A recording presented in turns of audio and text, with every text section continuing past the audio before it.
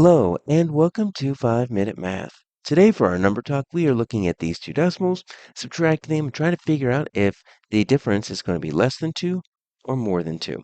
So before we get started, take a moment, solve it yourself, and then we'll come back together and check our work together. So I want to use mental math to solve this. I don't want to line them up and use the standard algorithm, though that could work. So I want to use a strategy called compensation.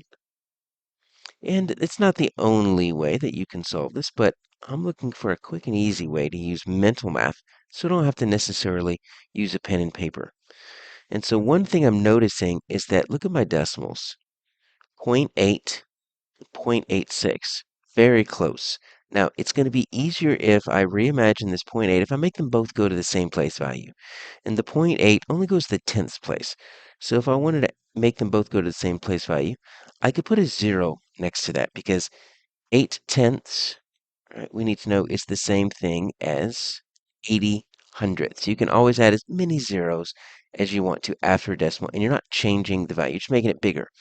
So now you see I've got 80 minus 86. That's going to be my problem because I'd have to regroup that because the 86 is larger than the 80. So I can use compensation. What that means is I can mentally add, all right, so I'm going to add an extra 6 hundredths. And I'm just going to change that 80 because watch what happens if I do that. Well, now that goes to 3 and 86 hundredths. Okay, so now the 86 hundredths minus 86 hundredths, that just washes out. It's a 0.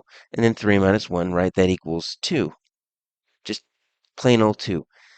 But with compensation, if I changed one of the numbers up 6 hundredths, I need to subtract that 6 hundredths on the backside.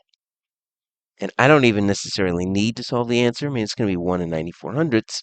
But I know that if I start at 2 and then I have to take away 6 hundredths, my answer is going to be less than 2. So that's one way we can use compensation. Another way we can also use compensation, because all compensation is changing one or both numbers to make them a little bit more friendly to add or subtract with. I want to look at this second number, my subtrahend, 1 and 86 hundredths. How far away is that from the next whole number? Because if I can get that to the next whole number, I won't have to regroup. And I need to, even though it's 1 and 86 hundredths, think of this as 186.